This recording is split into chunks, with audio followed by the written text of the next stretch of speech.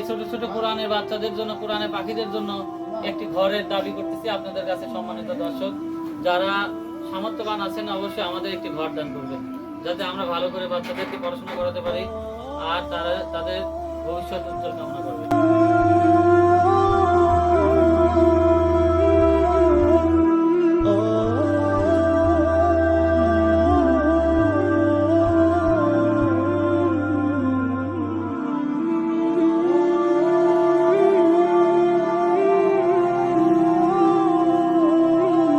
আমরা আজকে ক্লাস ওয়ানের ভিতরের অবস্থাটা দেখব, যে বাচ্চারা কিভাবে পড়াশোনা করে, তাদের ক্লাসের পরিবেশ পরিস্থিতি সম্বন্ধে আজকে আমরা সবাই ওয়াকিবহাল করবো আপনাদেরকে।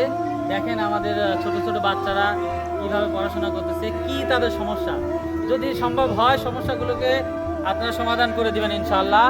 আপনাদের কাছে আমাদের চাওয়া যে আসলেই দেখেন এই পরিবেশে, এই পরিস্থিতির মধ্যে আসলে কি একটা সুস্থ মানুষ বা সুস্থ শিক্ষক, সুস্থ ছাত্র এভাবে ক্লাস করা সম্ভব হয় কিনা।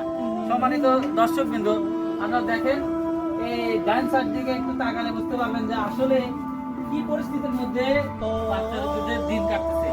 এবং